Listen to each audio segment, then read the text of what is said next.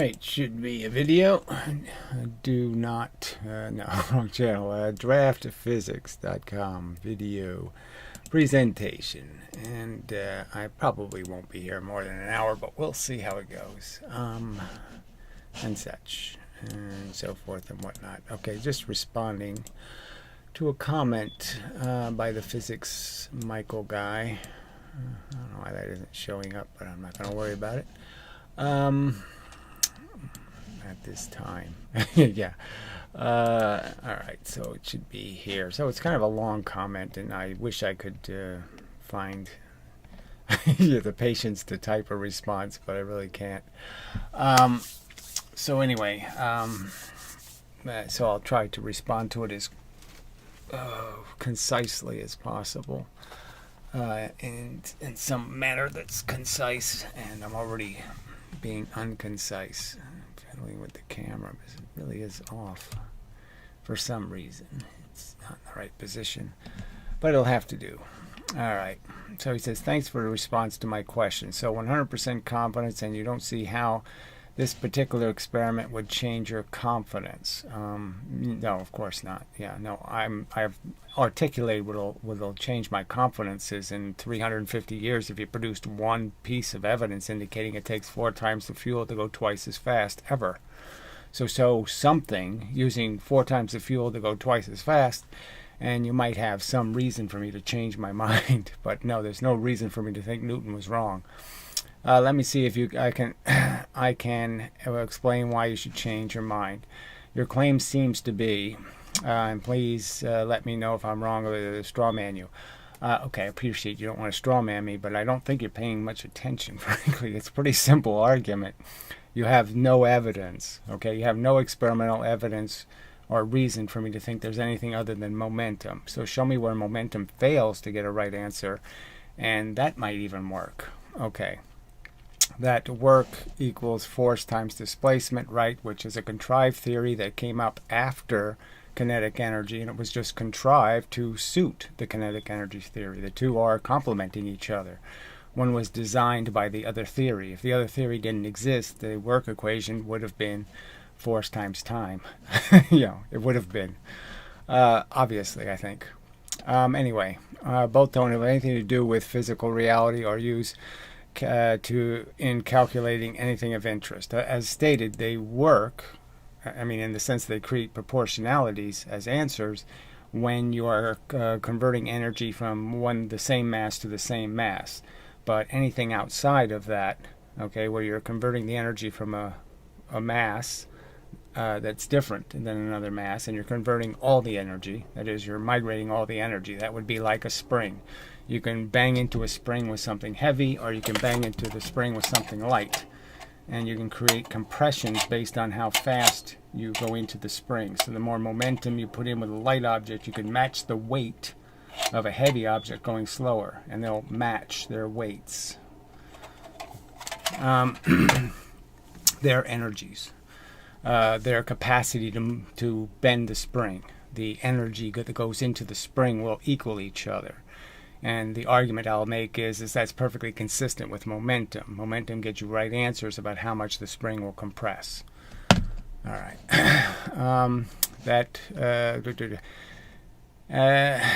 Okay, so he says both don't have anything to do with physical reality and used in calculating anything of interest. So yes, they can be used, but their use is in making rough comparisons when you use the same mass.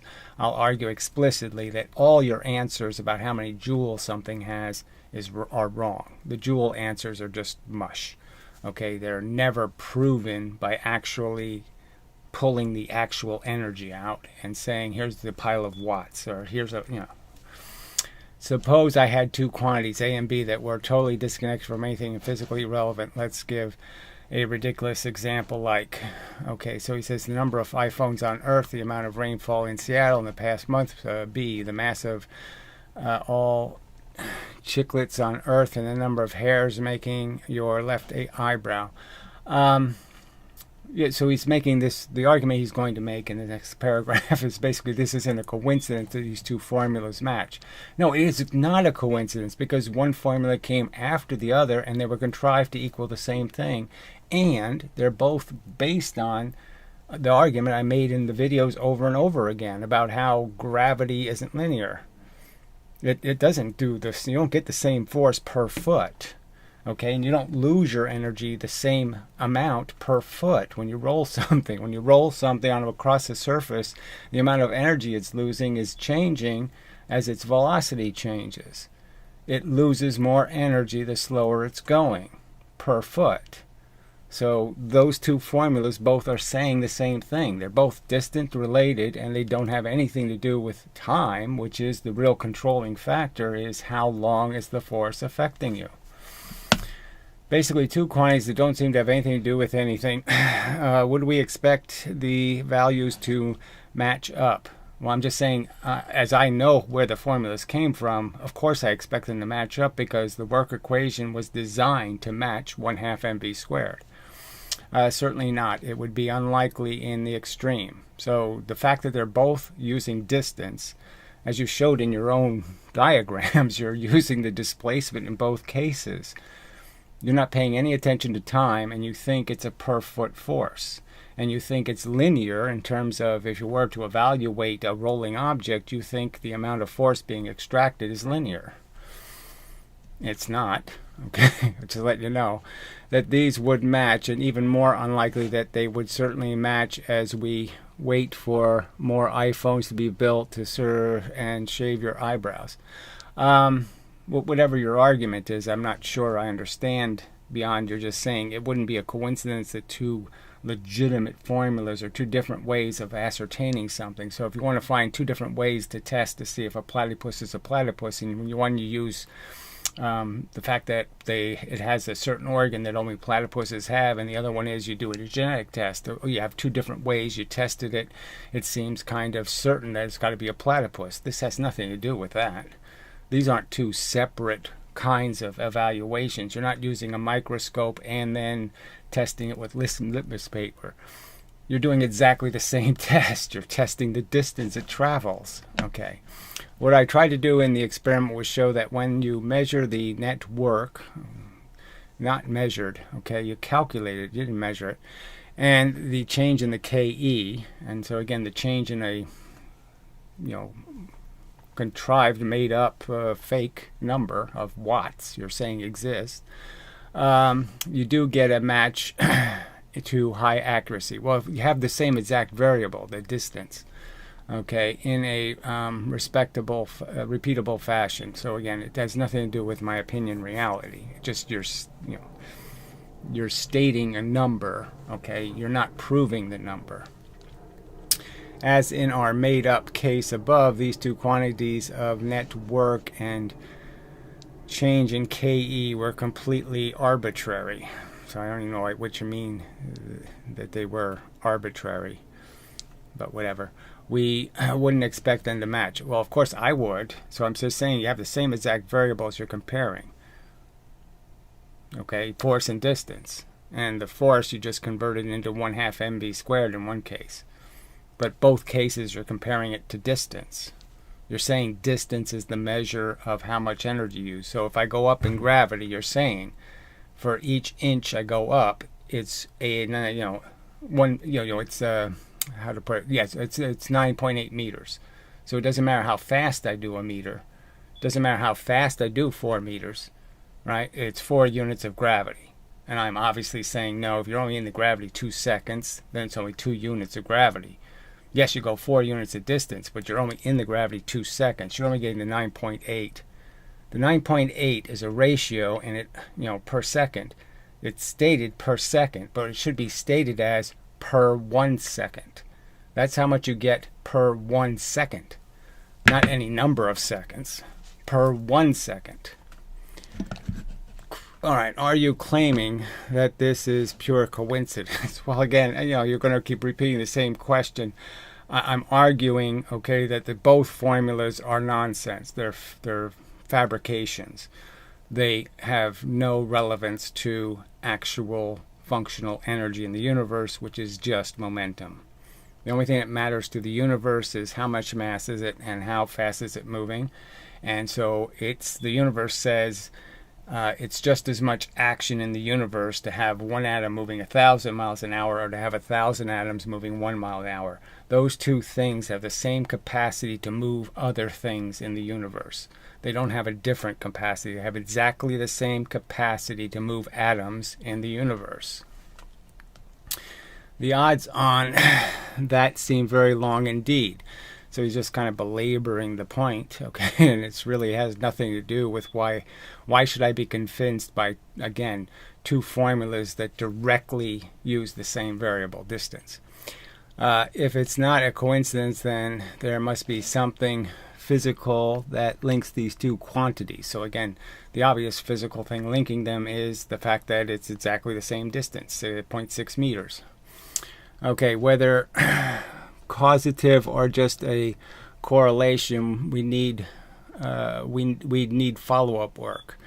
Well, again, you're ignoring the argument based on your assumption that the formulas actually have some credible reason to exist. Like there's some good reason to believe in them. Like there was something wrong with Newton's mechanics and it needed to be fixed. That's not how mv squared was invented. Okay, Leibniz invented it 2 years before Newton published. So it clearly wasn't invented to fix Newton's broken mechanics.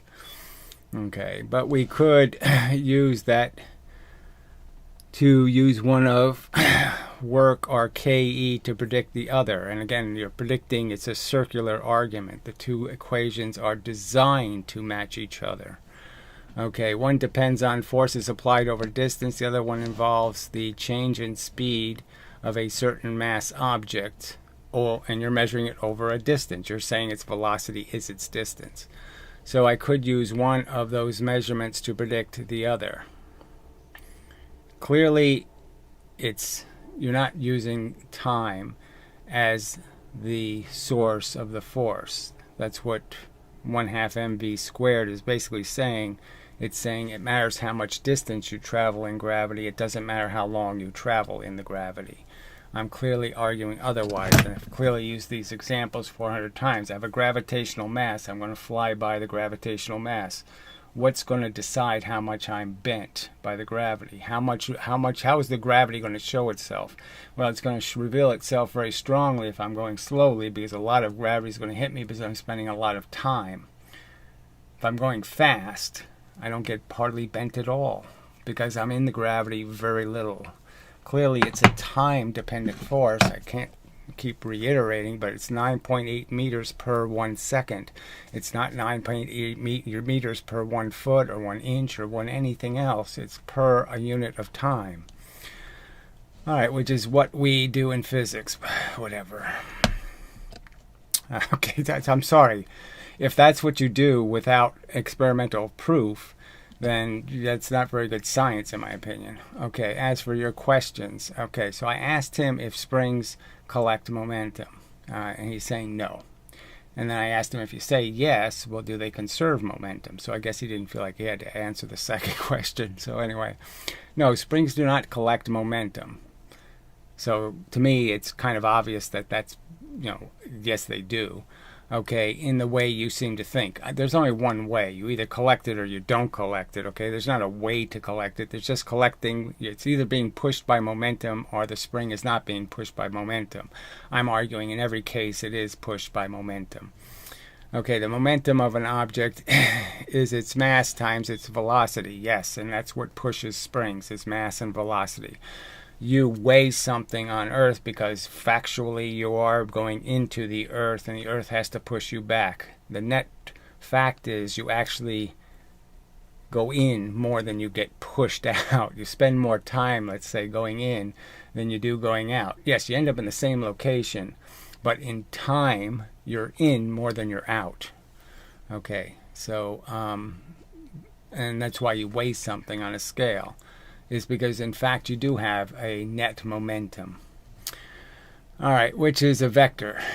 I mean, if you could do that experiment, where you could push something in very fast and you pushed it back up very slowly, You are vice versa. You pushed it in slowly and you pushed it back up fast. You get the idea that you were spending more time going down than you're spending going up. But you'll end up in the same place. You'll not move anywhere. You're being pushed the same distance. You're just being pushed those distances at different rates, which means you have a net, not zero. Okay.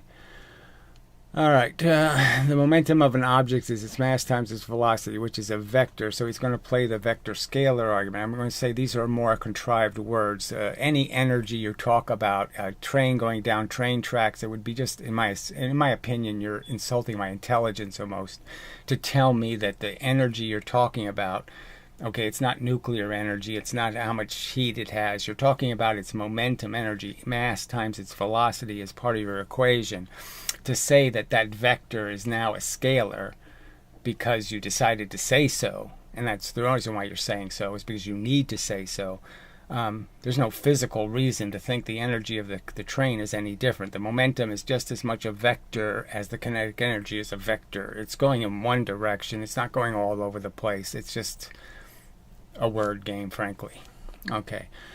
So the direction of the velocity gives the direction of the momentum. There's no, all energy has a direction. This will come up in Monday's video or whatever. It's going to be another one of the standard experiments. I've already done all these. Okay, I've watched every lecture Professor Lewin ever did. I've watched the Yale lectures. I've watched a lot of lectures on these subjects, so I've seen all of this. Okay, so as a spring is compressed, the moving coils will momentarily have a bit of momentum. We're really not talking about the momentum of the coils. We're talking about the fact that when you stress the metal of the spring, you are essentially storing energy that you can retract again. You can get the energy back. It's elastic. It'll give it back. So we're talking about an object that's its elasticity can be permanent.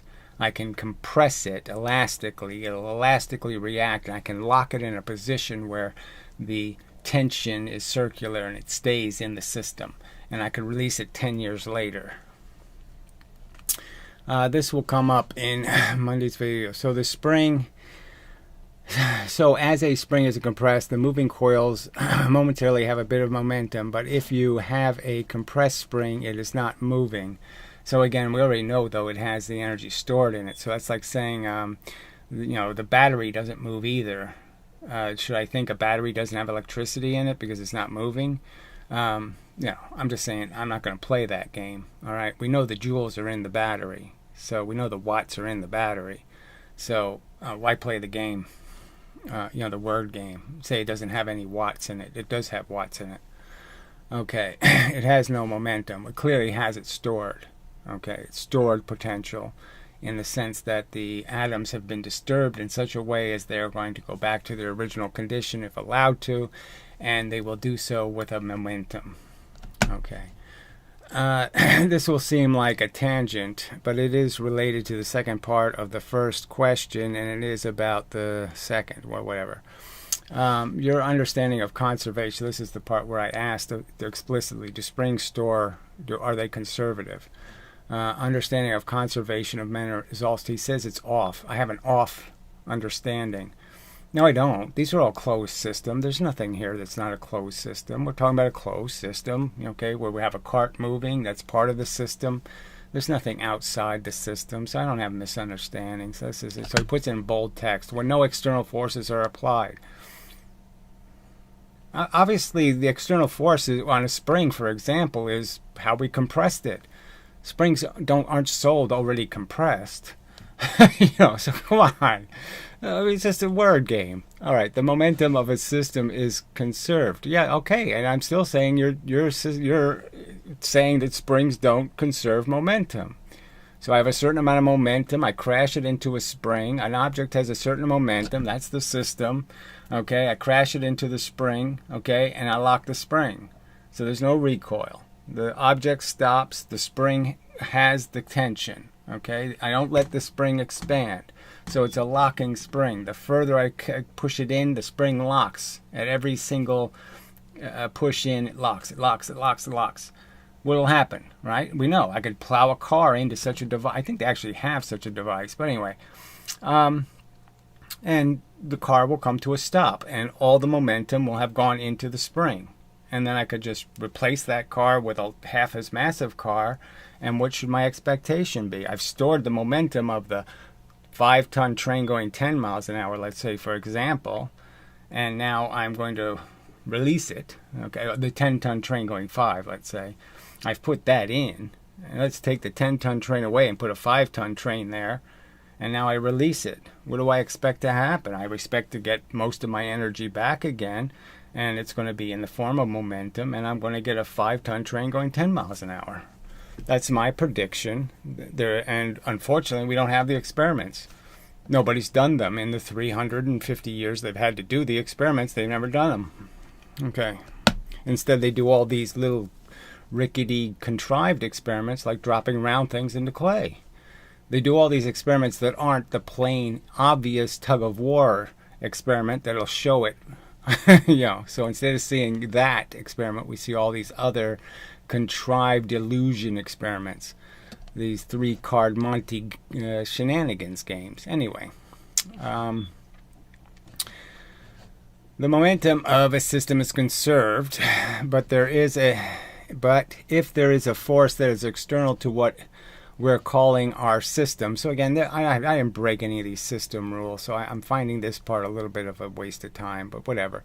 The momentum of the system will change. Newton's second law is that Newton's second law, he explicitly says in the subtext, you want it to go twice as fast, you apply twice the force. You want to go 3 times as fast, you apply 3 times the force.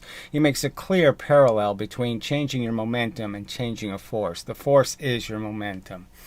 I mean, if you're not changing the mass, the force is the momentum. All right. Acting on an object is equal to the rate of change of the momentum. Net force acting on an object is equal to the rate of change of the momentum. There, so you're conceding the point. Force equals momentum. How can force not equal energy? I mean, how can that possibly make sense in your world? That force doesn't equal energy? All right. If an external force is acting on a system, it has a change in momentum. It changes momentum. When one car runs into another car, the momentum of the car is going to change. Yes, the point was, I asked you, do springs conserve momentum? And you're saying, first off, they don't collect momentum, and second, you're saying they don't conserve it. All right. But if we call the system of both cars, then that force between the 2 cars becomes an internal force, and since the force of one car pushing on the second will be the opposite of the first car, so again, you're saying there's some opposite force. There's no opposite force. Newton's third law is stated poorly. Okay? There's no counter forces. Explosions go in both ways, automatically creating a left and a right. Everything else is just a matter of you giving your mass. A bowling ball gives its momentum to the pins. Okay, there's no counter force taking the ball's energy. It gives its energy to the pins, and when it gives it away, it loses momentum. That's what happens. You have to use momentum to make momentum. That's the conservation part. All right.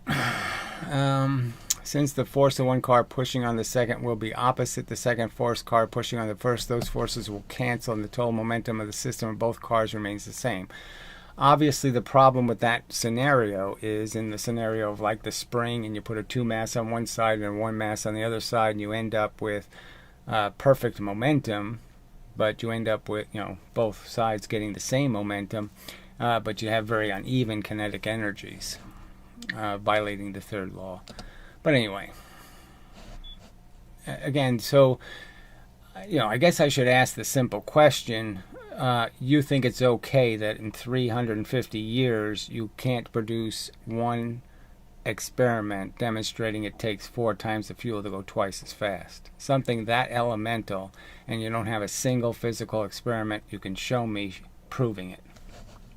And you think that's good science, to have no evidence of a bold statement. Similarly, for the example you seem to like to use with dropping objects on springs attached to the ground, when the object hits the spring, if we consider our system to be the object, no, I consider the system to be the object, the spring, and the ground.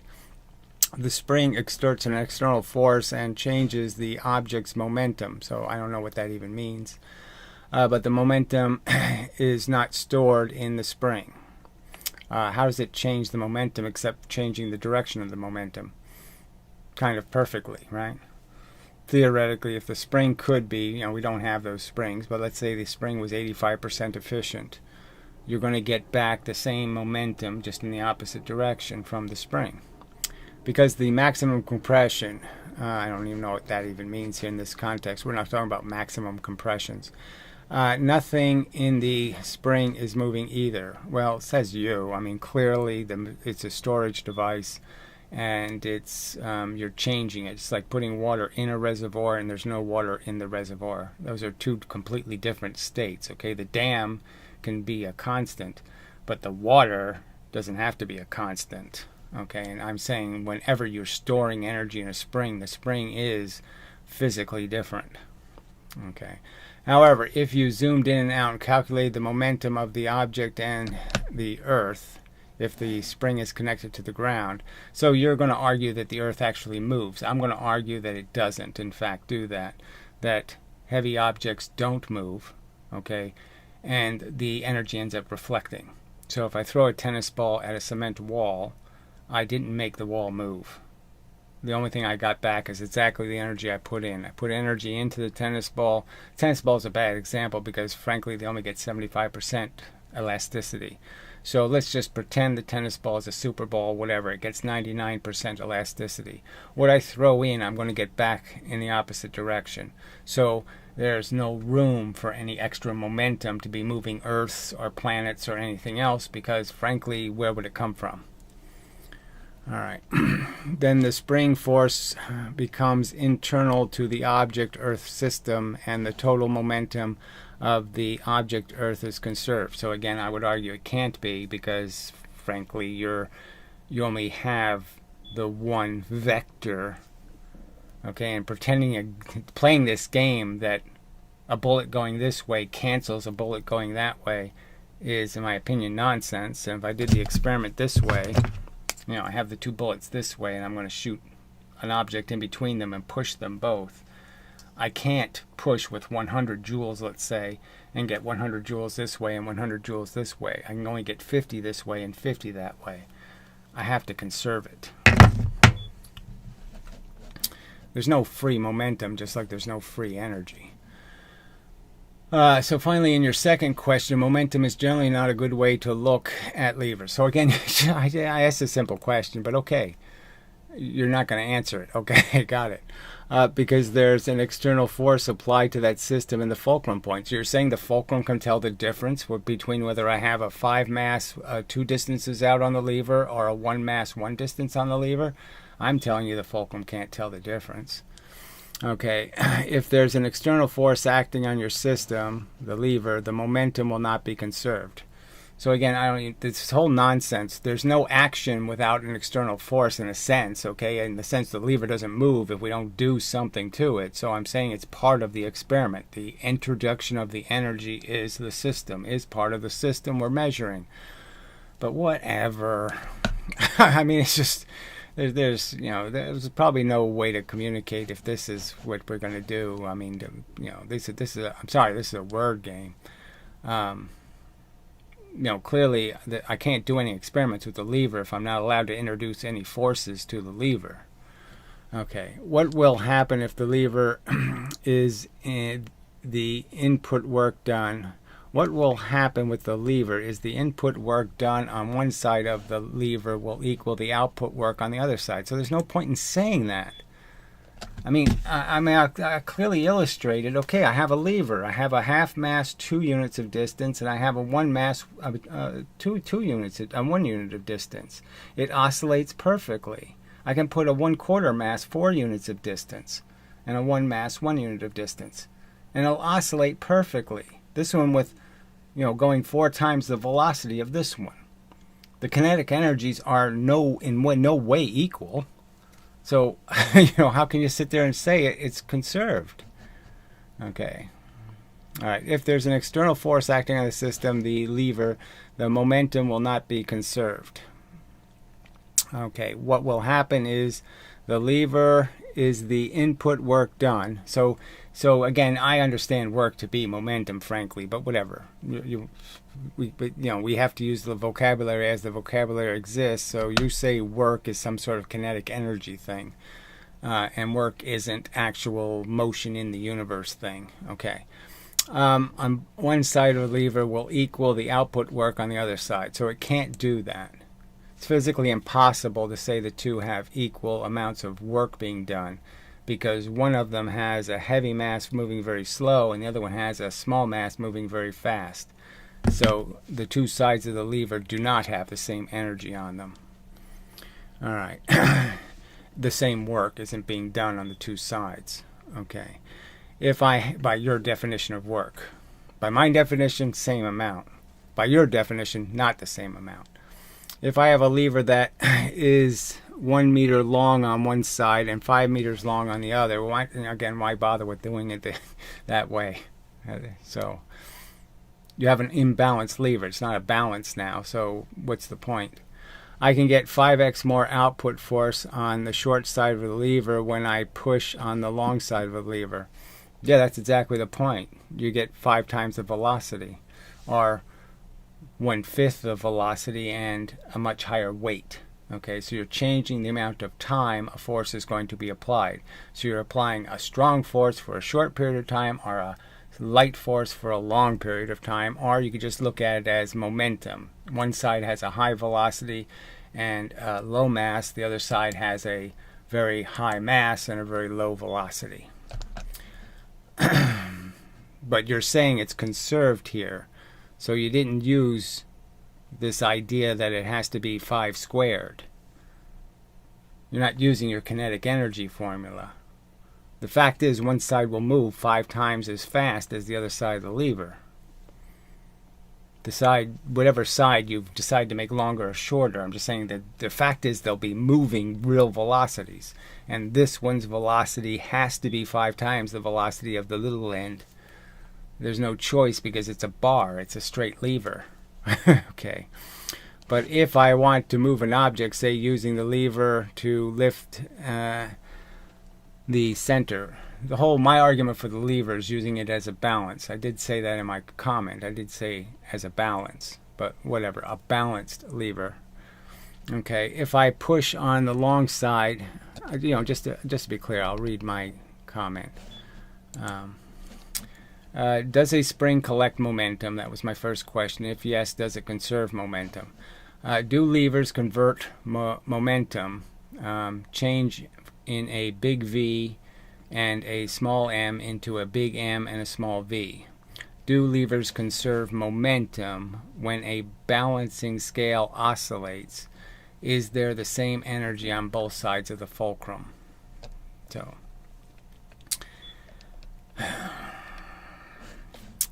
let's see. But if we call the system both cars become their internal force. Okay. Well, we already did this, right? Shit. Similar to your example, dropping objects and spring attached to the ground. Yeah, we did that. Okay. Alright, so we're somewhere in here. Okay, so but if I want to move an object, say using the lever to lift a crate, if I am pushing on the long side, the short side would only move 1/5 the distance, exactly. And it would move that distance at 1/5 the velocity. Okay, 5 times the force multiplied by 1/5 the distance gives the exact same amount of work. So again, you're using distance to measure a force that I'm saying you're measuring in time. It's about the velocity. That's what's going to decide. The same thing works for pulley systems, hydraulic system. That's exactly what I'm saying. All of those systems conserve momentum. So if you're going to say a hydraulic system, if I push one cylinder, okay, and I have 2 cylinders the same size tied together, I basically have the 5-ton train and the 10-ton train. And the fact is that I can push with the 5-ton object in, and I'm going to get half the velocity on the 10-ton side out. and vice versa. I can put the 10 tons, the 2 cylinders can move, and I'll get twice the velocity out of this cylinder, proving that the 5-ton train and the 10-ton train, the 5-ton train going 10 miles an hour and the 5-ton and the 10-ton train going 5 miles an hour have exactly the same energy, because I can make one right into the other just using cylinders. All right. I mean, I can prove they have to have the same energy with the hydraulic system. Okay. Inclined planes, gears, etc. Yes, I've used gears as an example too, because it's just so obvious that there is no difference. The lighter things go faster, the slower things go, the heavier things go slower. Where I can get more output force than you put in. Where I can get more output force. There's no more force. Force is energy. You can't get more force. You can only get a different allocation of force in units of time.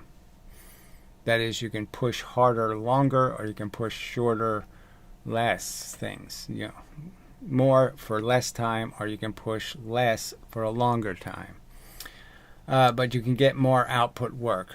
There's not more output work. It's only in a different form. It's exactly the same momentum. That's why I asked the question about conserving momentum. Do you believe a lever, a balanced scale, conserves momentum? So when they use a balance and they put the 2 mass here and they have the 1 mass 2 units away and it balances perfectly, do you understand that that's a conservation of momentum? All right. This is on my list of experiments in this new series you inspired me to start. Thanks. Yeah, well, I'm just saying so far you've done exactly what hundreds of other people have already done. And so far it's just textbook, and I would say it's also crap. So it's just like telling me again that the Young double slit experiment diagram proves light's a wave or something. It's just bad jargon, frankly, and that's all it is, because I can demonstrate it isn't the truth. I hope this addresses your questions. Well, not even close, frankly. Yes, you answered the 2 questions, and I have to make the questions, I guess, more pointed. So, you know, we have to have. I mean, I did make the other questions in the video. I mean, I did ask you. I mean, what's the case with the bullets? You know, the bullet has 2,000 joules. The recoil of the gun has 2. How is that applicable to Newton's third law? And if I did that in space, what happens to the rocket? Okay, I hope you're and you can that you consider them. What? I hope this addresses your questions, that you consider them and you drop the whole. What is this persecution facade, where you suggest that I won't address your actual arguments? Well, I'm sorry, you really aren't addressing them. I'm saying to you, in 300 years, you're saying you can't produce a single experiment with all your data, all your lab coats, all your universities, all your hardware, all your money. And in 300 years, you can't produce one physical experiment where you actually demonstrate it taking 4 times the fuel to go twice as fast. Shit. God, all right. I'm sorry, you're not addressing the argument if you don't say, well, you know, that's a pretty solid point, frankly. The fact that our science hasn't proven this theory at all really is disgraceful, and we really should fix that, because it really is silly for us to say we know it's true when we can't show you it's true. Okay, or that I won't engage without being paid. Well, I'm sorry if I offended you. I'm just saying you really haven't addressed my argument. So show me how a lever works, okay, a balance, a scale, you know, and show me how it doesn't conserve momentum. All right, I'm not interested in the money. I'm interested in having a discussion with interrogators who are willing to reconsider their position. Well, I'm asking the same thing, and I'm saying in 2 years I haven't found any of you people willing to reconsider your position. So you can make the same accusation to me, fine, I'm just saying that's my experience. In 2 years, I haven't found anyone who's willing to make a counter argument or to even address any point I've ever made. I've never heard a single response to, in 300 years, you haven't produced one physical experiment showing it taking 4 times the fuel to go twice as fast. It's an extraordinary statement, and you've produced 0 evidence.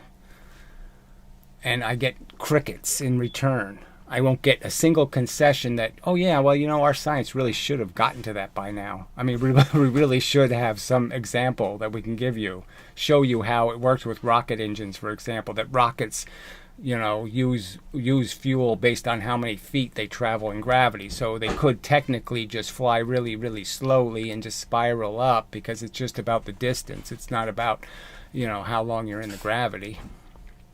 Anyway. When presented with data, so again, I'm just, you know, sorry, data, no, I wasn't presented with any physical proof. A physical experiment in which energy was collected with a watt, you know, with a light bulb, with something, where you proved the 5-ton train going 10 miles an hour lights twice as many light bulbs as the 10-ton train going 5 miles an hour. That's real experiment. Okay, this data, okay, isn't anything. Which I tried to bring in this video and the video on Monday. I mean, more realistic experiment is for you to prove springs don't conserve momentum. That is, if I drop an object from 1/4 the height, okay, and it weighs something, and then I drop it from 4 times the height, it's going twice as fast, okay, and it should weigh twice as much. Do that experiment. Yeah, your theory says it won't happen. Okay. Your theory says twice the velocity will not compress the spring twice as much. Okay. Hope, you know, twice the momentum. All right. Hopefully the next attempt will prove more fruitful. Yeah, well, we'll see. I appreciate the long comment. I'm sorry I had to make a half-hour video to respond to it, but it is a long comment, and you know, it's the nature of discussion. I mean, I don't see how I could have typed anything shorter, just because I would have to write 4 paragraphs to explain why this paragraph isn't true. You know, why your paraphrases of my arguments aren't correct. That my argument is very elemental. It's not out there anywhere. I'm making the same arguments about how things physically work that Galileo would make and Descartes would make and Newton would make, and none of those arguments are wrong. Those were bowling ball arguments. They were basic physics, Newton's cradle physics. All right, they're not UFO theory. They're not flat Earth. And I'm plainly stating to you, you don't have physical evidence. Okay, you're not going to show me a 100-mile-an-hour car hitting something and crushing it 4 times as much versus a 50-mile-an-hour car, because that experiment's frankly already been done, and there's no sign of kinetic energy. There's no sign that the 100-mile-an-hour crash has 4 times the energy. All right. So I think that covers it. Yeah. Okay, so let's see if there's any chat, and then I'll migrate to some other area on Earth. Yeah. Oh, God, it's just so tedious. All right, so this has to be, well, I'll just get rid of this, and that should fix it.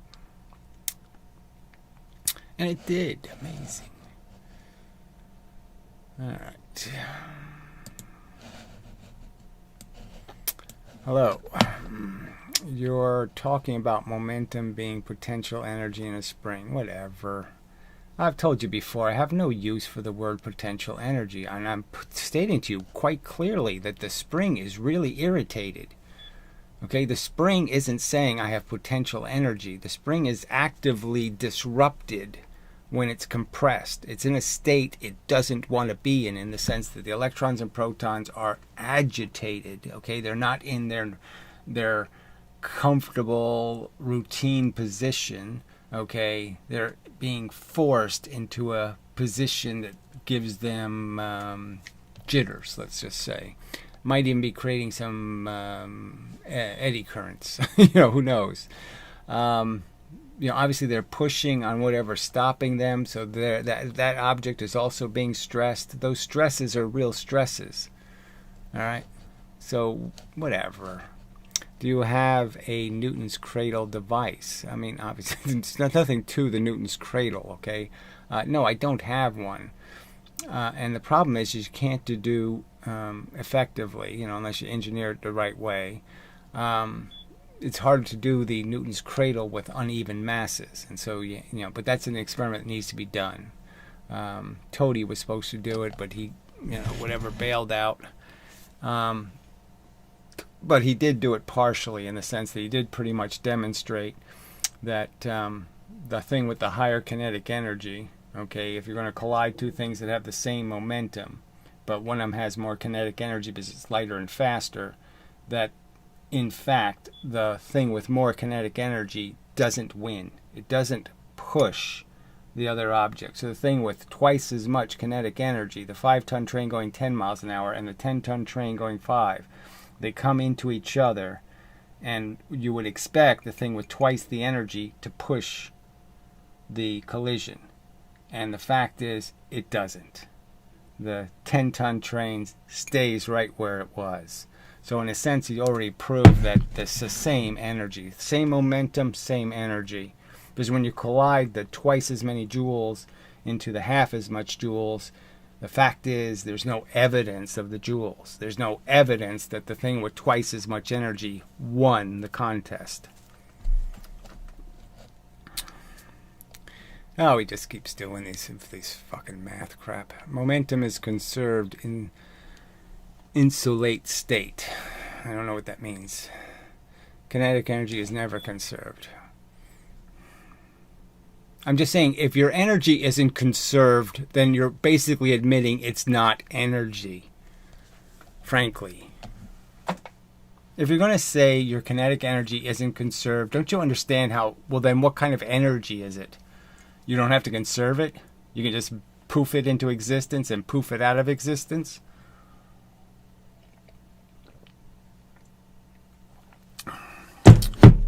I'm sorry, it's just, that just seems,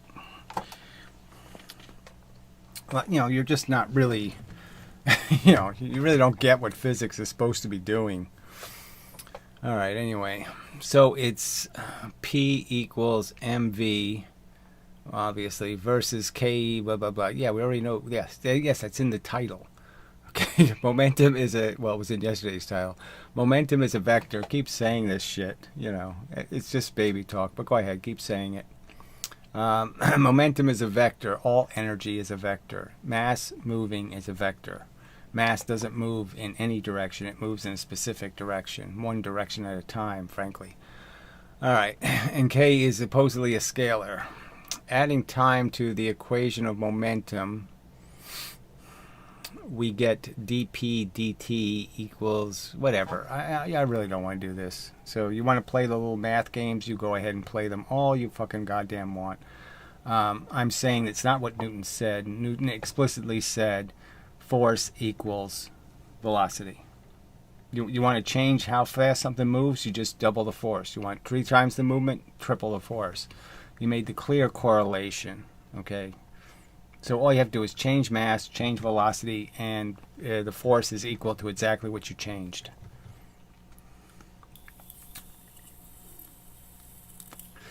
This turns into blah, blah, blah, blah, blah. We get blah, blah, blah, blah, blah. Work equals force times distance. So again, it's not about distance. So again, it says 9.8 meters per second. You're going to keep telling me it's about a distance. So we really can't communicate.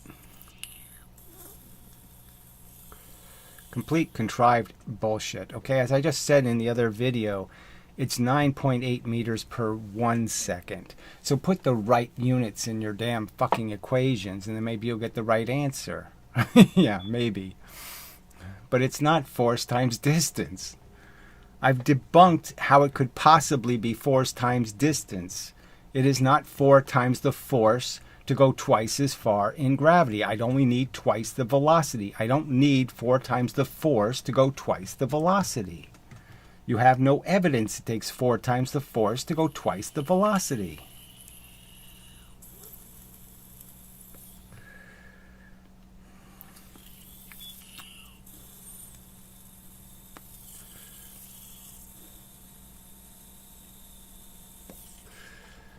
But it's like, yeah, it's like there's no point in even making the videos. I mean, I just keep saying, how does time not give the right answer? How is MGT incorrect? Where does it get the wrong answer?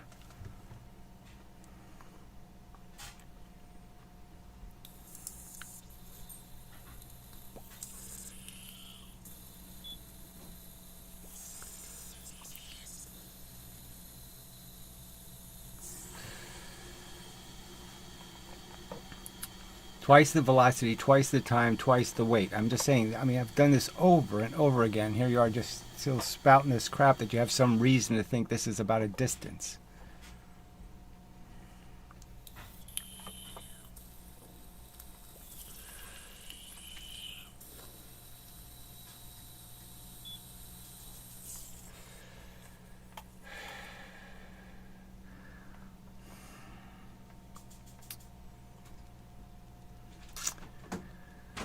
All right, it's 9.8 meters per second in general.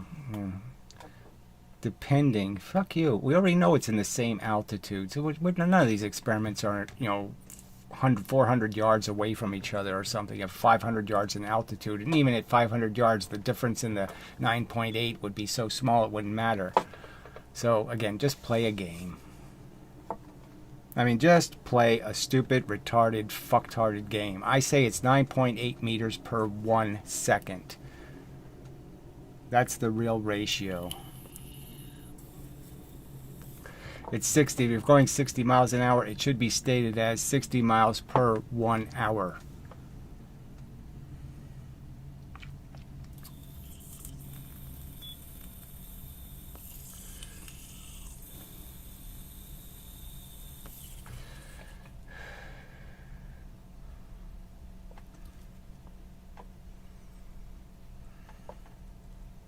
The 9.8 is completely dependent on the seconds being 1.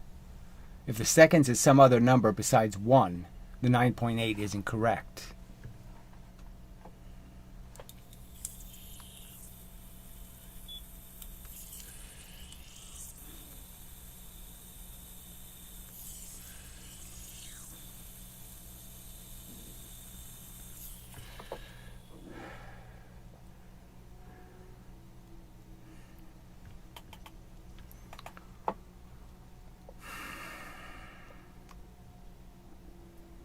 So you're saying kinetic energy is wasted into... I'm saying it doesn't exist. How the fuck can you keep doing this?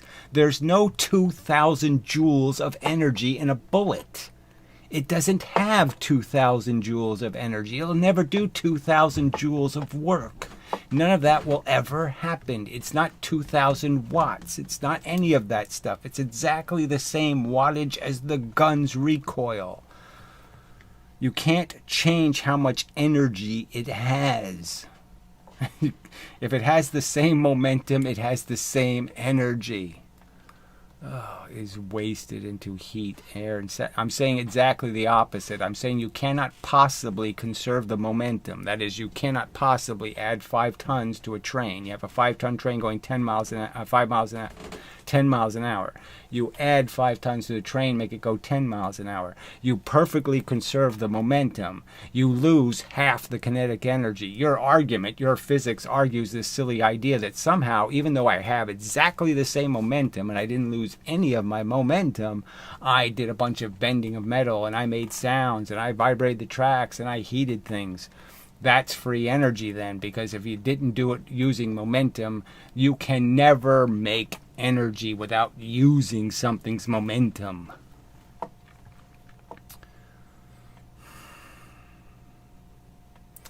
How is your momentum? So again, it's Newton's momentum.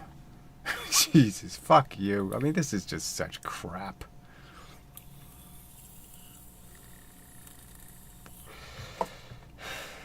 They measured it in foot-pounds. They measured it in weight.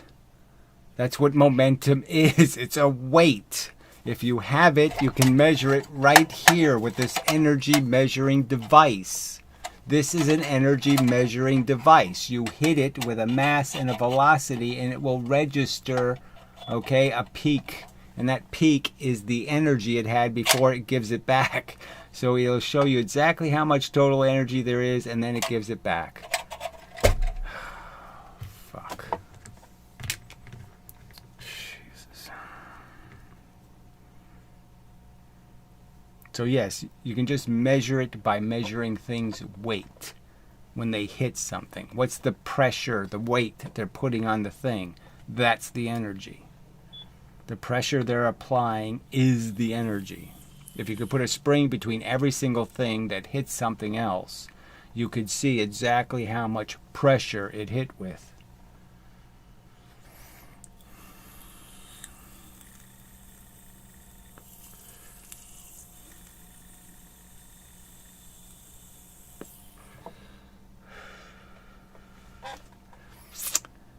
Let's see. These guys are trying to say kinetic energy is directly proportional to the square of the object's speed. They're trying to say that something that's happening 9.8 meters per second is really happening 9.8 meters per meter. And it's not.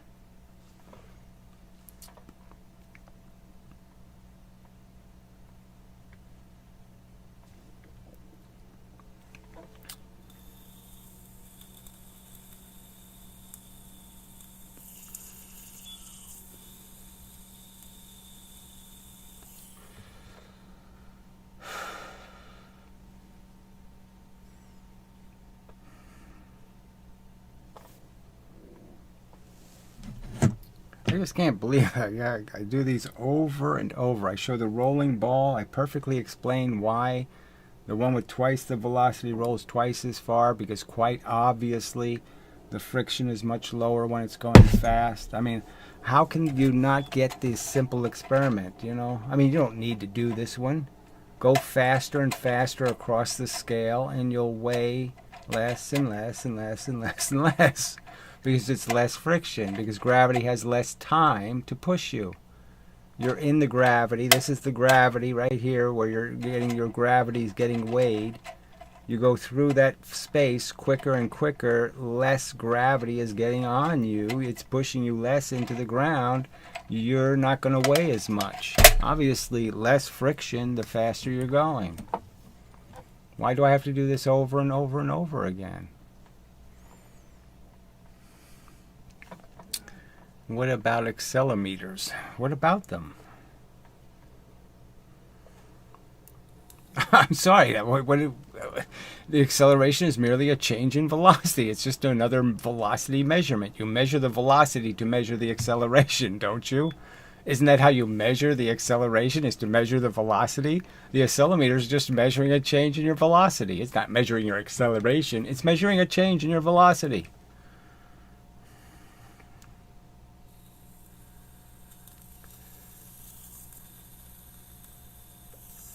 It's a velocimeter, frankly. That's all it is, right? It's nothing more. It's just telling you, instead of telling you the velocity, it's telling you the change in the velocity.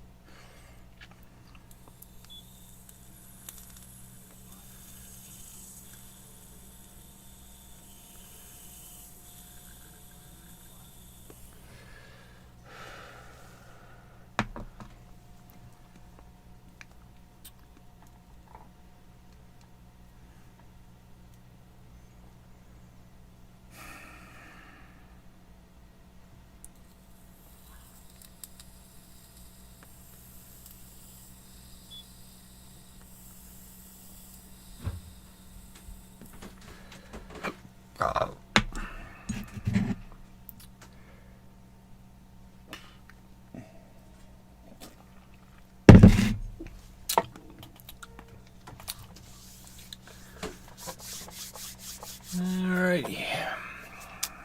Guess we're running out of participation. So let's see. Let's see how many people is here. 6. Oh, that's pretty bad. But nothing I can. There's not much I can do about it. So I won't do anything about it because there's not much I can do about it. So it's the way the internet works. All right, that spring you have is just work times distance. Oh, what a lie. I'm just too silly. But whatever. It really isn't. And what it does is it measures just like springs, as Hooke's law says. It's just measuring the momentum, essentially, of the object when a constant force is being applied or when any force is being applied. So again, when I push the spring in, it's not measuring, it's converting. Okay, you could argue this pressure into a distance, but it's perfectly linear, unlike gravity. This is perfectly linear. Hooke's law. Of course I'm saying force times distance isn't work. Of course that's what I'm saying, retard. I mean, how could you not know that's I'm saying it's force times time. That's exactly what 9.8 meters per second means, units of time. The force you get from gravity completely depends on how long you're falling in the gravity. It's not about how much distance you travel, it's about how much time you are in the gravity. And obviously, if you're moving very, very fast, you're not going to be in the gravity very, very long. Oh, God damn. You have some obligation to show where Newton was wrong, okay? You're saying Newton, Descartes, and Galileo didn't understand. Well, go ahead and show me the physical reality, the real world experiment where they got the wrong answer, where they screwed it up. Oh, God damn. It's meters per second. There's a distance in there. No, there's no distance. Okay? Because the meters per second is telling you miles per hour. Okay? It's not telling you the miles isn't a real distance. It's telling you how many of these, how much velocity will equal in 1 second. All right? It's not telling you an explicit number in any other sense to say this is a quantity of energy you're going to get, is this velocity. So velocity isn't an actual measured amount. The velocity is the movement, how fast a kid's going, how fast it'll go from point A to point V. Okay, you can point A and point B can be any distance apart. And it's just telling you how fast it's going to go be traveling that distance.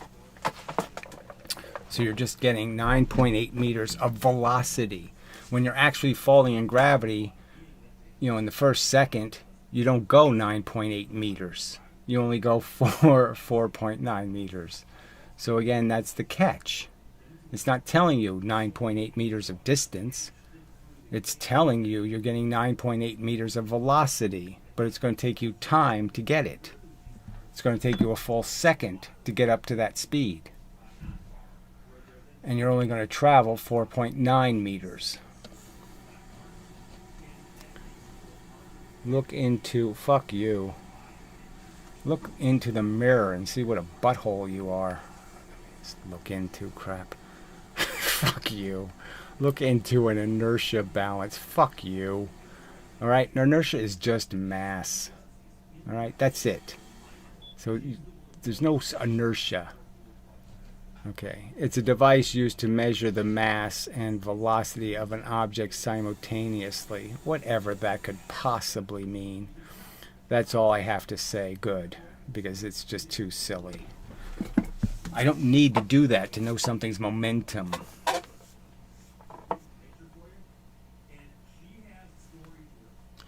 I don't even understand what you're saying, frankly.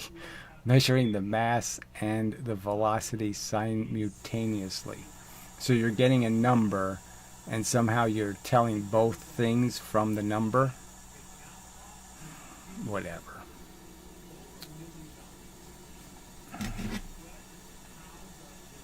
Show me how that device proves it takes 4 times the fuel to go twice as fast.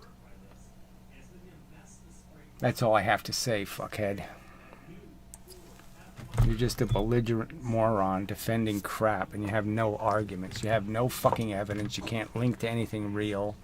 The last thing he linked to was some toy from the 1700s or something. Some animated toy. Yeah, it's very nice. It's a little mechanical machine that writes and draws and does silly little things. So what? How is that relevant to this conversation? Oh, that's right, it's not.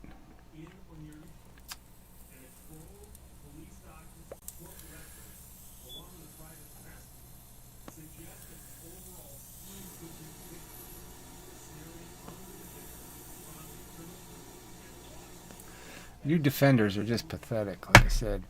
You can't admit you really should have a good piece of evidence. You can't admit it, right? You're saying, no, it's still great physics and science is great and scientists are great, even though they never produced this fundamental piece of evidence showing that it takes 4 times the fuel to go twice as fast. You don't have a single physical fucking experiment showing this to be true, and you morons are sitting here defending it. And frankly insulting my intelligence doing it. Yeah, I mean, and you wonder why I hate your guts. Because you're so dishonest. I mean, not to admit that your physics is fundamentally broken if it can't produce this elemental evidence. You're making this bold assertion that it's a MVV. The VV part can't make any intuitive sense to anybody. Why would anybody intuitively think, oh yeah, the energy is double V's? No, it's nothing intuitive about it. And you haven't got shit for evidence.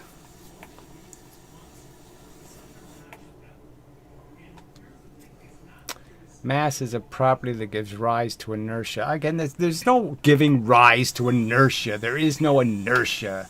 Okay, you have to give something for it to have it. Nothing's resisting moving. This is just all bullshit. Obviously, it takes more energy to move something big than it takes to move something small. That is not inertia. Okay, that's just a fact of reality. Oh, crap. There's no resistance to motion. You can prove it in space. I go to space, I put an Empire State Building in space, and I take a fucking pea, and I throw the pea at the Empire State Building. What do you think's going to happen?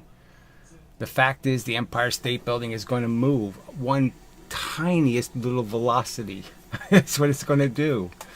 So I shoot the pea in really, really fast, the speed of a bullet maybe, and the fact is the Empire State Building is going to move, but it's going to move proportional to the humongousness of its mass. It has billions and billions of times more atoms to move, so it obviously has to share the energy. It has to spread the energy butter really, really thin on all the atoms.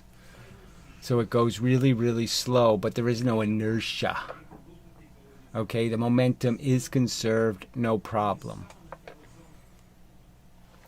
What it's known as doesn't mean anything, okay? The simple argument is the simple argument, okay? That you have to give something a force for it to have a force. You want to stop a force, you have to oppose it with a force. This is basic logic. But there's no resistance.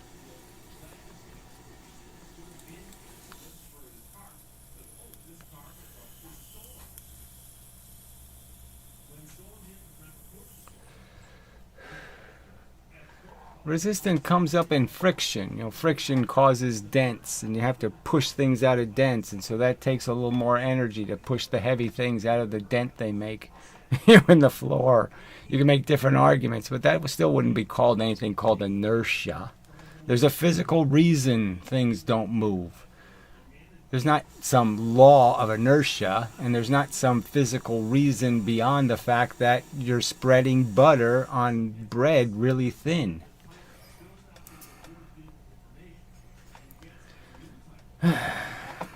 And I'm saying there's no such thing as resistance to changes in motion. Okay, nothing resists being moved. If you apply the necessary force, it will move. If you give a homeless man $1, he has no resistance to accepting your dollar and no resistance to spending it on booze or whatever. There is no resistance.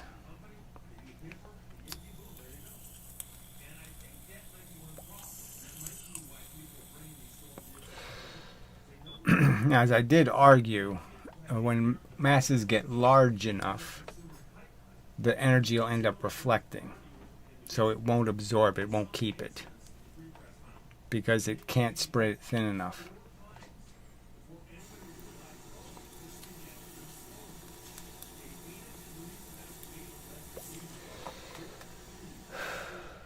Yeah, okay, so I just answered that before you wrote it.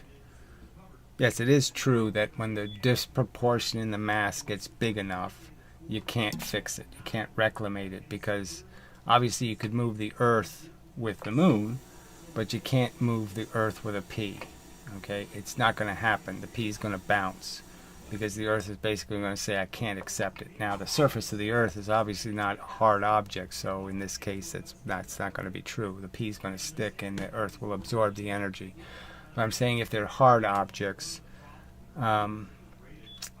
there's a point where you can't get the energy into the object, but you can't deform it, you can't elastically absorb the energy, and it can't make the atoms move any speed. So it can't spread the butter thin enough. So it just throws it back. It bounces off the other side, you'd argue. The energy goes into the, like I drop a ball bearing on an anvil. The energy goes into the anvil, vibrates the anvil, and the anvil basically just reflects it back up and says, you keep it.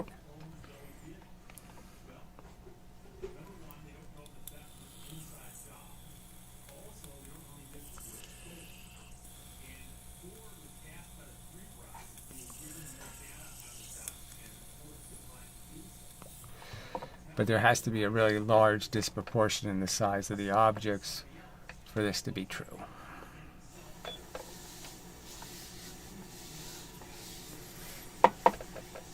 See, in so many cases it gets to the fact where you're going to shatter the material. So unless it's made out of like titanium, say if I shoot a bullet at almost anything, it's something I shoot it at, the bullet can't reflect off of it, right? I mean, either the bullet's going to deform or the material's going to deform. So because I can't make the bullet out of titanium, and I can't make it out of some indestructible, undeformable substance, I can't create the perfect reflection.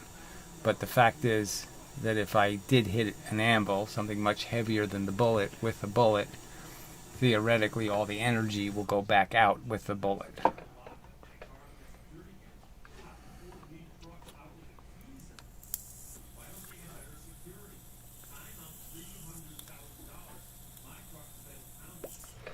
It's a Newton's cradle kind of thing, right? I swing the ball in. If I have a ball of the same mass, then the new ball leaves with 100% of the momentum and the other ball has 0. Well, the argument's just this simple. If I stop it so this one can't move, what's going to happen to the ball? It's going to bounce back with all of its energy.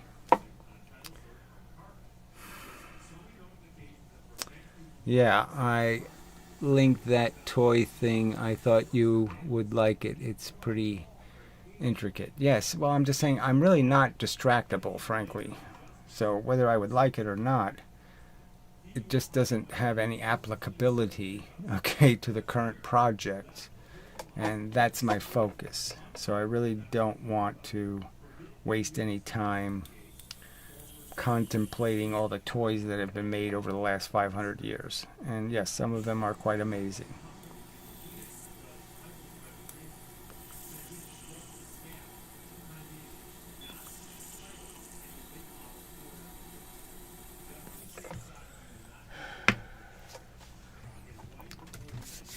It's too bad they didn't spend as much time engineering that toy.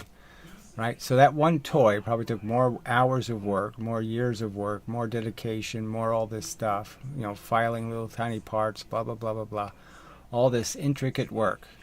And in 300 years, physics hasn't done the same amount of work to prove it takes 4 times more fuel to go twice as fast. So in 300 years, they haven't devoted the same number of hours they devoted to a toy. It's pretty pitiful, isn't it? That's good science. Good science is you spend more time making toys than you do, proving your theories. It's basically a giant Swiss watch that's written poems. So obviously it doesn't write poems, okay? But whatever, it imitates the process. It doesn't compose the poem, right? It's just programmed to move its arm in the way a writer would write the poem. It's just look. I mean, I remember I had an aunt who had a player piano, And when I first, I never even heard of them. And when I first saw it, I'm like, I was just like, whoa.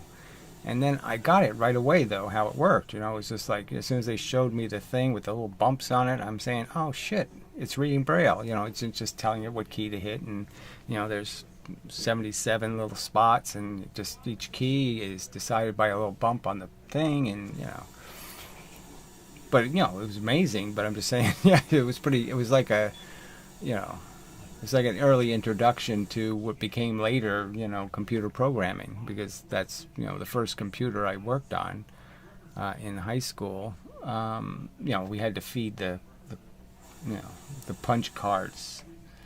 You fed in 43 punch cards to do, a pretty simple, 4-part trigonometry question.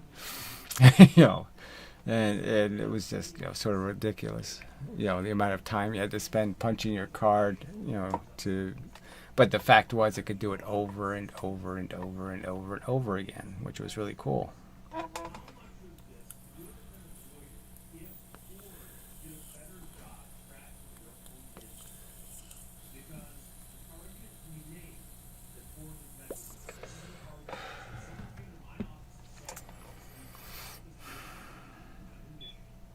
But it does remind me of little things in high school.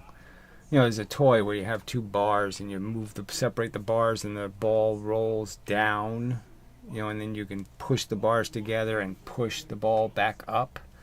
And you gain the extra momentum while the ball's down. The speed of the ball increases, and so you can make the ball go further. And I became like perfect at it. I could get a 5, I could drop it the furthest distance each time, and so people were kind of amazed. And it was just kind of funny, but it had 2 elements to it. It had this dexterity thing, but it's like, none of them really understood how it worked, and so that was like, it was a huge advantage to understanding. All you wanted to do is allow the ball. All you really wanted to do was visually watch the ball and watch it drop, and that's when you push the pressure on. As soon as you see it drop, then you squeeze. So once you know the trick, it's easy.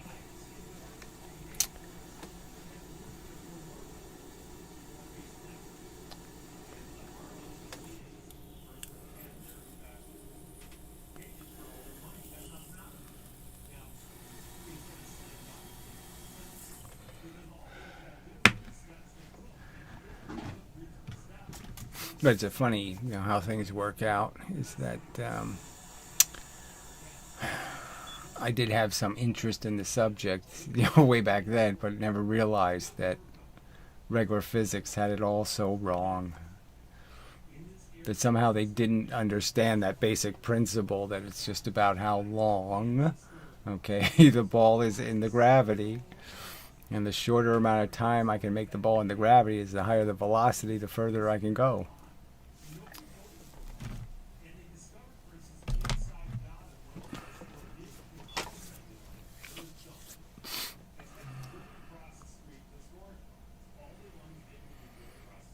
Alright, 2-minute warning, I guess. I'm out of drinkables. And I probably need a nicotine. Well, no, nicotine's okay, actually. So we'll see if anybody else has anything else to say, or else we'll go about our business. 5, only 5 viewers. Ew, that's really bad. But, internet. It's just usually the nights are better, frankly, but I guess it's not late enough, or something. I don't know. Kind of strange.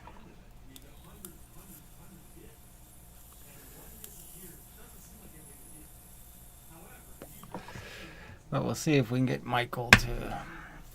I guess I have to really compose really careful questions or something. It's just so hard to just write a 3 or 4 sentence, thought experiment without there being some loophole that they escape through. You can't just say, well, is thrust momentum or kinetic energy?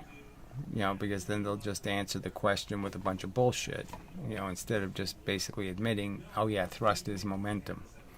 It doesn't really have a damn thing to do with any kinetic energy theory. So I'll have to try that question on him, I guess. Isn't gravity sort of free energy? Yes, it's free just like rain. Hydroelectric is free. So just like a water wheel is essentially free energy in the sense that, yes, you have to make the expense of making the machine, and you have to stick it in the water, and you have to change the water. The water is not going to go as fast, and you're going to heat it a little bit. So you'll pay some price for it, but yeah, it's essentially free. And gravity's the same kind of free in the sense that you already have a stream of gravity, and you're just sticking your water wheel in it. Okay, isn't gravity sort of free energy in regards to the lunar module using gravity assisted by classical bodies to propel itself back to Earth? Well, that didn't happen. The lunar module propelled itself off the surface of the Earth, and then it met back up with the command module, which was going 20,000 miles an hour around the moon. So the lunar module was going really fast, and all they did was give it a tiny boost out of the moon's gravity and point it back towards Earth with the velocity it already had.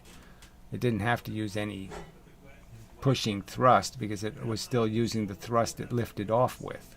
It was still using the velocity it shot into space with.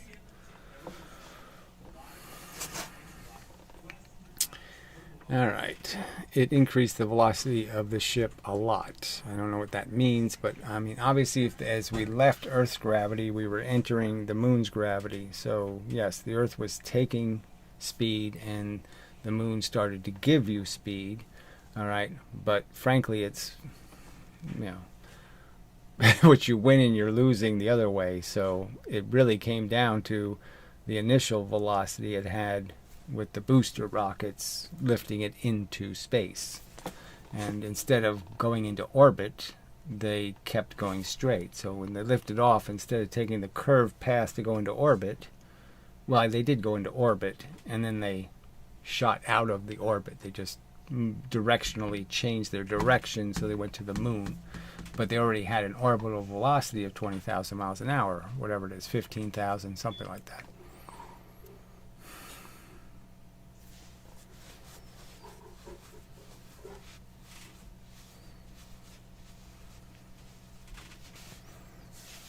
Yeah, it was obviously easy to drop the lunar module on the moon. You didn't need to use any thrust, but you obviously had to use thrusters to keep it from crashing. All right, anyway. And my father saw the moon landing on black and white TV. That's why I'm fascinated by it. Well, that's funny, just because I saw it on a black and white TV. Actually, at my grandmother's house in Boston. As we were going on our vacation, and the TV was like a 7-inch TV, and the box for the TV, the wooden box was big, like 3 feet high, 2 feet wide, and the screen was green and about 9 inches, and it got awful reception. But frankly, they didn't have the detail of the actual video coming from the moon wasn't great anyway. So yes, I saw the blur of Armstrong, and then you find out later that it was all a fake anyway, because he already got out of the ship and set up the camera and then took a picture of himself, walking, coming out of the, so the whole thing was staged. But anyway, it was those were anxious moments. The whole thing just because you figured it was going to crash, you just knew, you were just like, oh man, this is, how are they going to, you don't even know what the moon's made out of, right? Could be quicksand. It's, the whole thing was so dicey, and so it really was an intense thing to watch, just because these guys' lives were depending on all this science really working. And it's such a it's such a dicey fucking thing when you think about it. Inside this little tiny garbage can, these two guys are in this tiny little space, and they this crushing pressure. Well, I suppose the other way around, this pressure just waiting to blow you into pieces, and just amazing stuff, really. I mean, it really was. 1969 was an insanely interesting year in my life. I was going crazy, at the time, and there's just so many things that happened in 1969. And anyway, yeah, well, I'm 63, so.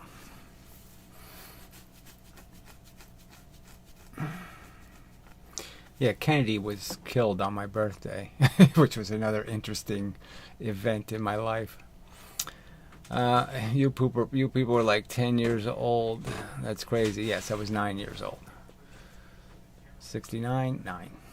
It's another good thing about my birth date. It's just that it always matches the year date in a sense, so I can always tell how old I am because the last number of the year is the same as the last number of my age, so I don't fuck it up too much.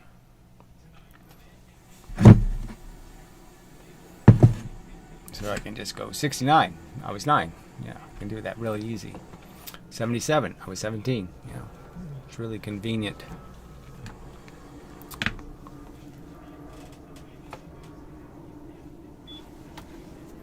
But yeah, it really was something. Really was.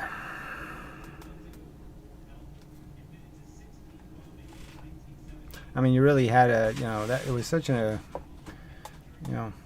the world was kind of a bleak place in a lot of ways, but there was such kind of a hope thing. There were, it's like TV commercials were almost fun to watch. I don't know. It was just, it was a very interesting time.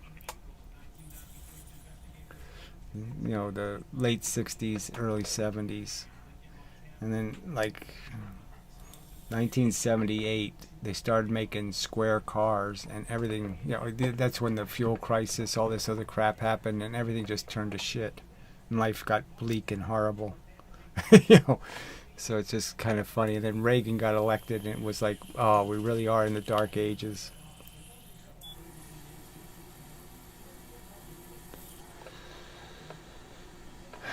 Yeah, I found one of my old telescopes in one of my containers outside the other day, just yesterday. And so I put it on my porch and figured, well, I can always, see if I can see something, in the distance. Oh, it's actually raining. That is so cool. It hasn't rained here for 2 weeks.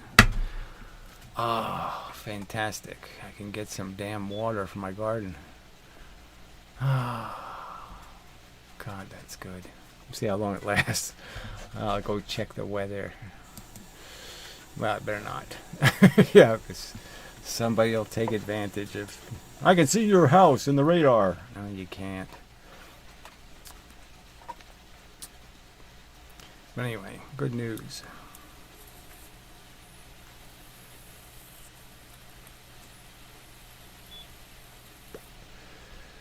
I mean, I have a lot of stuff in the garden. It's really hard to keep everything alive when it doesn't rain for 2 weeks. So anyway, so we'll see if it sounds like it's pittering out already.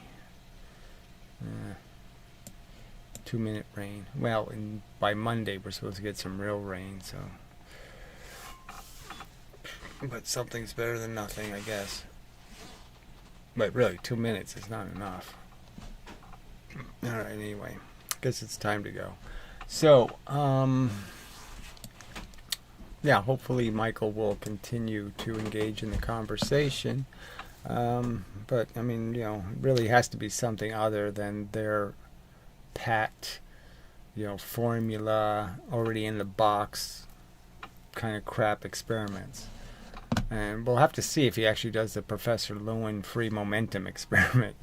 That would be a real, that's when it gets to be so dicey, because it really, I just don't know how people can actually defend the idea that you could make free momentum. I mean, it's just so crazy.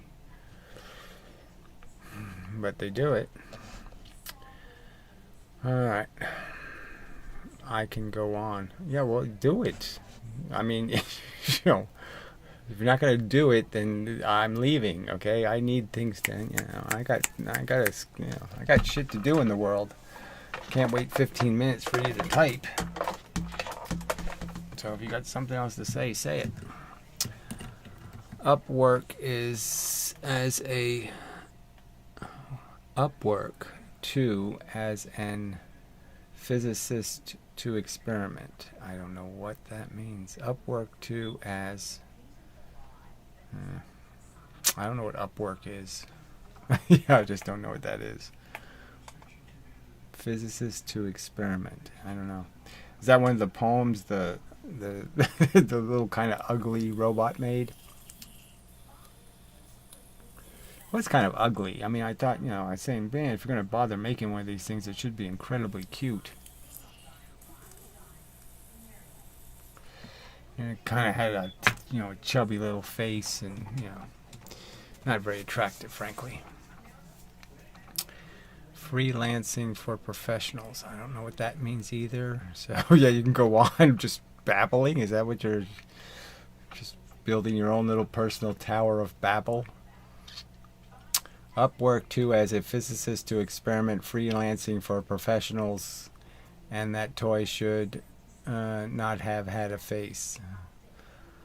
Well, I think giving it a face is, it would be pretty bad if they didn't give it a face, right? I mean, come on. No head, it would be kind of weird and awkward. I think the whole idea was to just show how mechanical humans are, in a way. It's just showing this is giving us an illustration that we are mimicable because we're not all that interesting. We're not doing anything all that interesting. But anyway, I mean, I don't know what the intent was. I'm just saying you can sort of derive a sense of, unspectacularness. I'm just saying it had brass wheels that controlled movements to perform mechanical tasks. Yes, and everybody understands that, I think. I mean, I went to Disneyland, twice. Disney World twice and Disneyland once.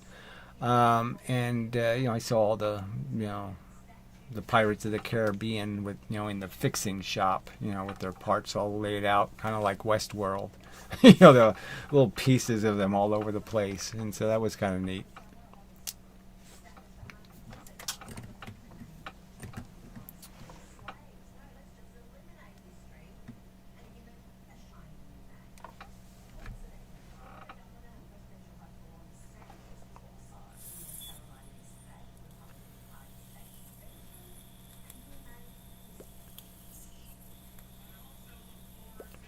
Some of those things were so lame. It's like, I remember that submarine ride was such a disappointment. The 20,000 Leagues Under the Sea.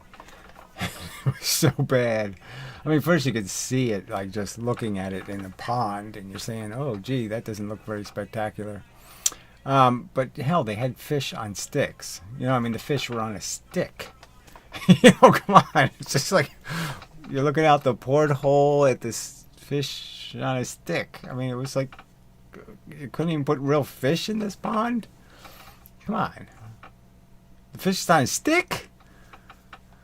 So, yeah, it was really bad. I was on it and ours got stuck, too, which was it. The thing was breaking down a lot, so the lines were incredible. And, we're stuck inside of this hot, sweaty box for a half an hour.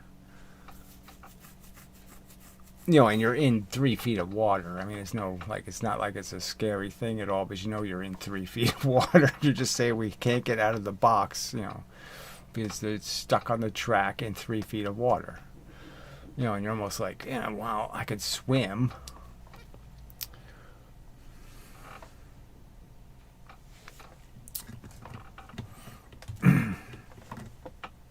But yeah, it had shitty air conditioning. It was just so stuffy and unpleasant. And I wasted an e-ticket and like an hour, more than an hour in line.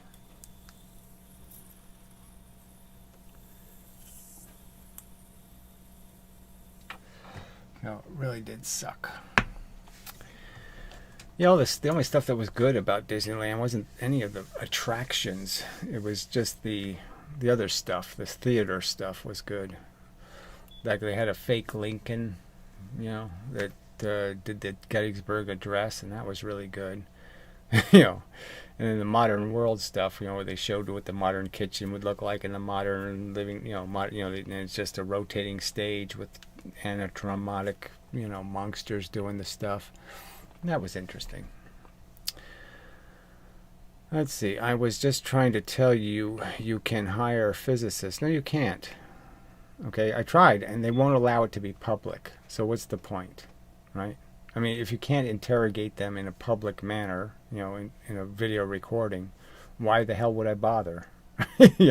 I want their reputation to be on the line. I want their answers to have to mean something. I don't want it to be a bunch of crap. So if you can find, one that isn't I did this, the one, Sabine Hassenfelder, when she needed money, she was associated with one, though. She started one, actually. And, I submitted 3 times a request, and they denied me each time when I made it clear I was going to publish the answer.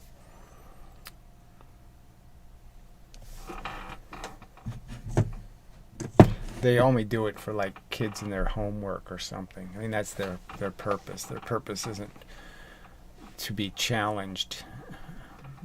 Their purpose is to brainwash little kids and shit.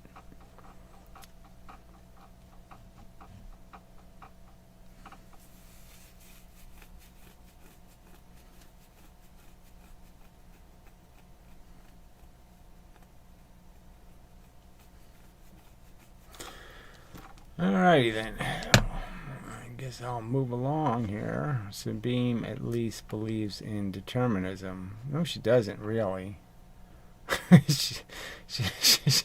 she says there's this random part, okay, that there are quantum irregularities that are randomizing reality. I mean, she doesn't believe in any improved will, but she does believe in random will. That's about all she has. Well, I don't think she has that, frankly. So you're a believer in a lot of things. Everything I understand to be crap, you seem to think is worth praying to, and I just don't get it. Shiga's got the Einstein hair. Shiga's got the Einstein hair. I don't know what that means either. She has Einstein hair? I don't know.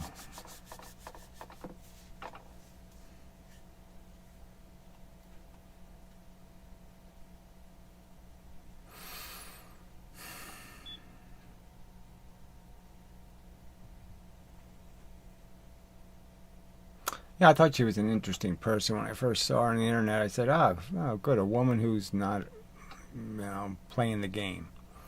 And she did some interesting personal stuff, like she does music videos, and she's a pretty good singer, and she does a pretty good job, blah blah blah. And I said, pretty accomplished person.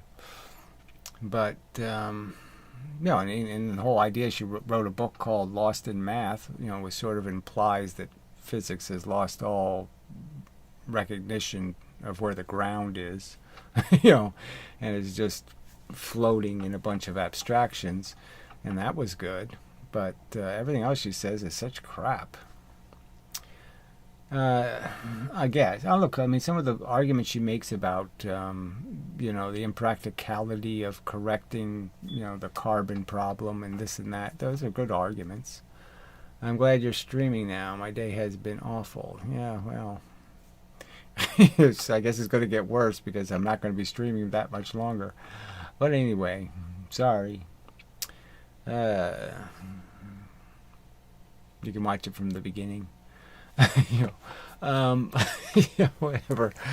I wish there was somebody on the internet who cheered me up. With their dismal ranting about how it all sucks. But yeah, there isn't too many people that cheer me up. Earth's oceans. Let's see. She was saying the Earth will boil in 400 years from climate change, heat refraction. Well, the point is whether or not the greenhouse effect can escalate. And the argument, I think, is pretty sound that if you do undo the million, well, let's say the 300 million years of carbon sequestration. Okay, so you've been sequestering carbon for 300 million years out of the atmosphere, essentially, and you've been hiding it underground, and then we have been letting it loose. And the fact is that we can let so much loose at once that it won't be the amount of carbon over a million years. It'll be the same amount of carbon in a million years in 6 weeks. We're breaking the time scale, so we're going backwards much faster than the Earth got here. So in the last 300 million years, it's gotten 10 degrees Celsius, I guess it is, colder. And that's because of the carbon we, over those 300 million years, put underground. So you're arguing that if we let it loose really fast, that, yeah, it could get out of control. And the key factor, I guess, would be the poles. And so if you release all the methane that's frozen in the Arctic and in the North Pole, you're dead in 100 years, right? I mean, for the next 100 years, the planet's going to be insufferably hot, okay? But the methane only lasts for 100 years, so that's the good news. But the bad news is I think it still reverts back into carbon dioxide, so it's still a problem. So if nothing sequesters the carbon again, it's going to get really hot, and then it'll cool down, but the cool down temperature is still going to be really hot until you can get the water back in the out of the atmosphere. The carbon's essentially allowing the Earth to get hot enough to keep. See, that's the point. If the water boils, then you could actually lose the water, and if you lose the water, then you're Venus. So yeah, it's an interesting subject, frankly. Okay, and unrelated, but they just found 2, don't tell me this stuff, meter fossil in Australia. It was a sea scorpion from 200 million years ago. Terrifying. Yeah, well, I mean, all of those, prehistoric things were pretty terrifying, frankly. So, I don't know what that is. Woodward Octopusus freemorium. I don't know. Sorry, I don't like words that have more than 3 syllables. So anyway.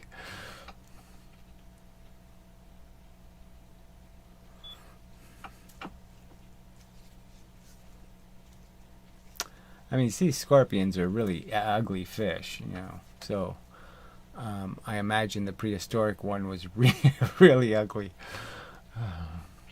Is the name of the creature.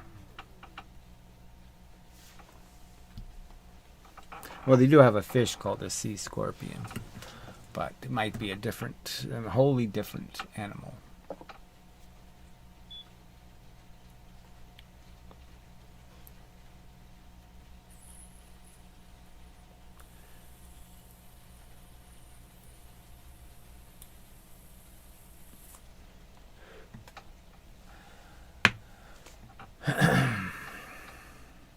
Well, you can't imagine how small things survive just because you could find niches where you're just not food for, you're big enough to evade the little tiny ants, and you're, small enough where the Tyrannosaurus doesn't bother.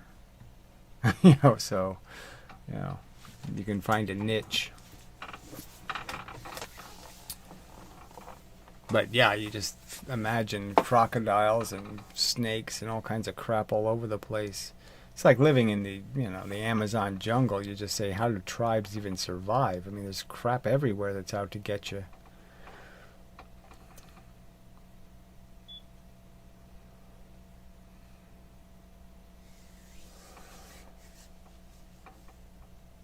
I don't know what you mean by physicists could work together.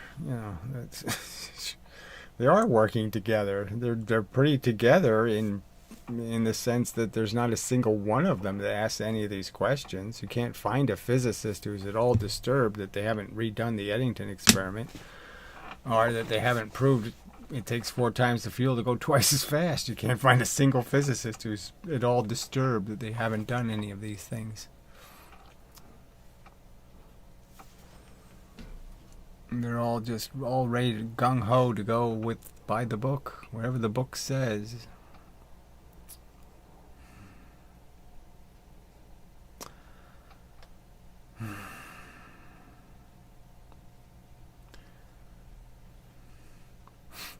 Do you really think they're doing it for the money?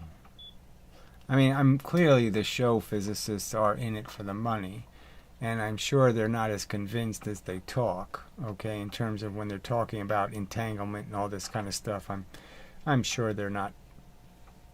They wouldn't bet their wife on it or something. But I really don't think it's just about the money. I think they just love the idea of them having.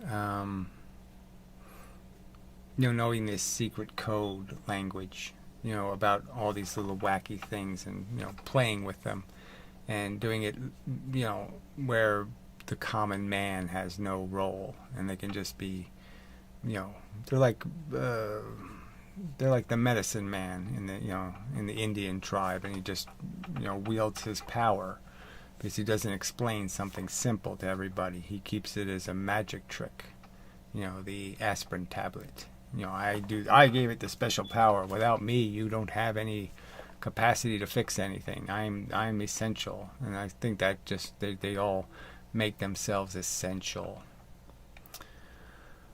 I've got Carol's book and Kaku's, but I bought then like 8 years ago. Yeah, I have. Somebody sent me Feynman's book. Which really wasn't, it was just a compilation of his physics lectures. So, his other books aren't really on physics, which is kind of funny, right? I mean, the books he actually wrote, are more about, thinking, and, they wrote a whole book about the stupid adventure in some Russian town that he finally went to over some kind of crap. I can't remember what it was about. But, it was a whole book about nothing. Are they afraid of purely mechanical universe? Yes, well, seems to be the thing. This is the subject, essentially. Started with Leibniz complaining that Descartes was too much of an atheist. His physics was too atheist. Newton. And it sort of just evolved from that. The Madame Chartelet person, she was a free willer. She believed in, mind over matter and this kind of nonsense. She probably had some crystals in her house. Let's see, and the string theory made no sense having 6 to 7 dimensions. It's nonsense. Yeah, but whatever. I mean, it's obviously dimensions are just rugs to sweep all your errors under. So dimensions are very convenient when you have some sort of thing that isn't working, because you can just use the dimension to get something you need, or you can throw the extra crap under the dimensional rug. Just shove it into another dimension.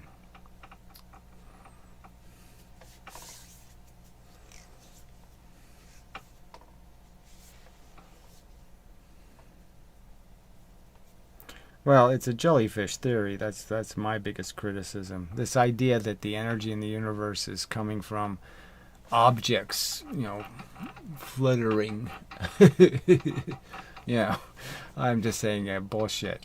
Okay, it's not from the inside out. It's from the outside in. The pressure's from the outside in on matter.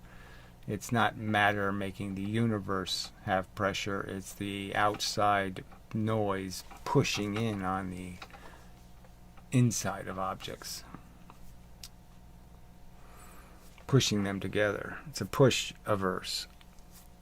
See, that if physics had any credibility, they would have the term push averse. They would have already, copyrighted that or whatever. It would be a famous already. It would be like inertia. Instead of saying inertia, they'd say push averse, because it's just so obviously a push averse.